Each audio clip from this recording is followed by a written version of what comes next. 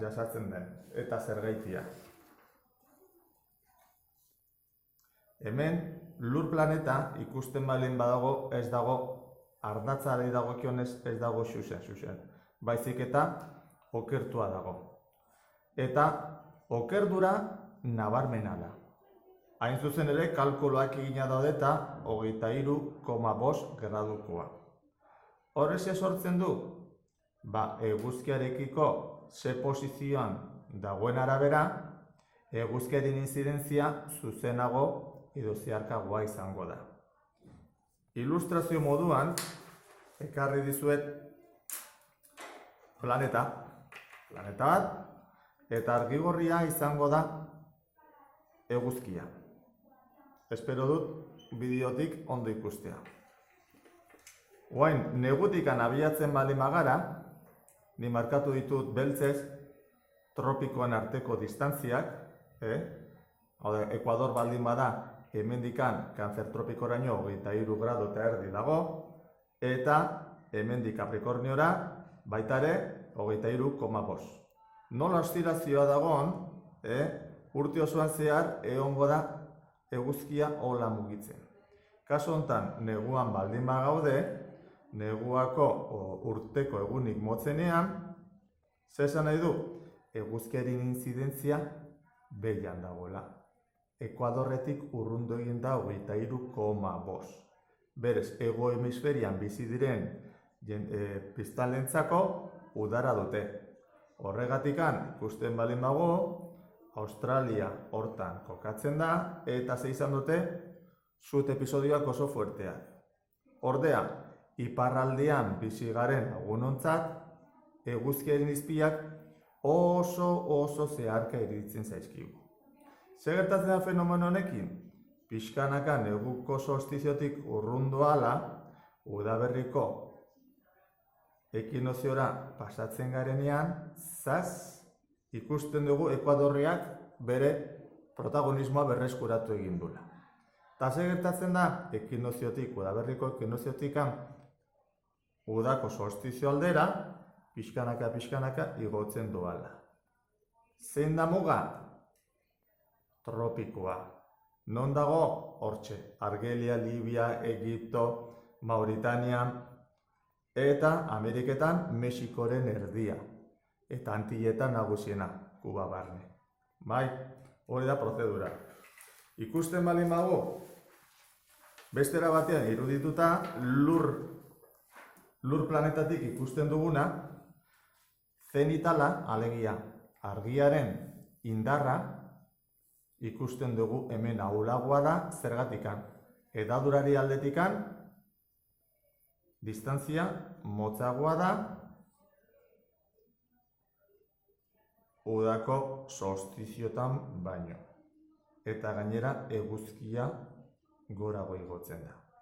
Izan ere, euskerak pista ematen dugu. Ze eguzkia goien dagoen garaian, udaran, nola du izena, hilabeteak, ekaina. Zezan nahi du, hain zuzen ere, eguzkiaren gaina, gailurra. Bai? Bueno, hola ulertuta, erraztarrazago irutuko zaigu, ikustia eguzkiaren inzidentzia. Hau da, eguzkiaren izpiak daukaten berotasun efektuarekin, eta ikusi zer eragin txikian, azalera hontan bino ez dute berotzen. Noski gehiago dago, baina bero kantitateari dagokionez. Ordea, hemen argi dago, hego hemisferioan bizi direnentzako udaran daudela, eta gu ipar hemisferioan bizi garen ondako, neguan behitu, eguzki izpi berberak, azalera askoz gehiago, bero kantitate berak azalera askoz gehiago hartzen du. Berez non berotuko du gehiago? Hemen azalera gutxian edo azalera askoa. Azalera gutxian, zertikan, ze beroa banatzeko eremu gutxiago du. Non berotuko dugu zu iturri berbera edukita, sartai txiki batean, edo paella egiteko perola handi batean. Zu kantitate berberarekin, sartaia gero eta txikiagoa, orduan azkarrago berotuko zaigu. Eta gero badago beste efektu bat, askotan aipatzen ez dutena, baina zuek ere jakinaren gainean, ez dala bakarrik zer edarura, baizik eta distantzia. Gero eta bero iturri batetik eta urrutiago egon, baita ere, bero kantitatea, iristen den bero kantitatea txikiagoa da. Ilustrazio moduan, karri dizuet, azalera bat, superfizie bat, plater bat. Ikusten baldin bagu argi zenitala, goitikan ikusita, berotzen duen efektua, berotu behar duen efektua, hauxe da. Bino zeharka baldin badago, bero kantitate berbera dauka guzti espektru hau. Eta noski, berez hau askoz beroago izango da, hola jasotzen dugunean baino.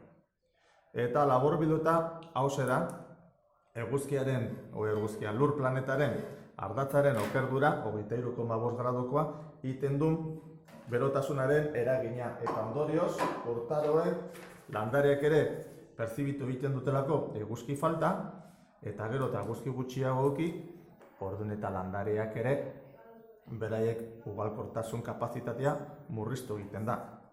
Hau ez dizuet eskatuko, baina jakinaren gainean ere kalkuluak, matematikoki kalkuluak egina daude. Honek adierazten du bero kantitatea, metro karratu bat, eta hemen interazioaren okerdura. Ikusten zute okerdura gero eta nabarmenagoa izan, orduan eta berotzeko eremua asko handioagoak dira. Eta hontan oinarritzen dira eguzki plakak instalatzen duten pertsonek jakiteko zenbat energia lortzen alden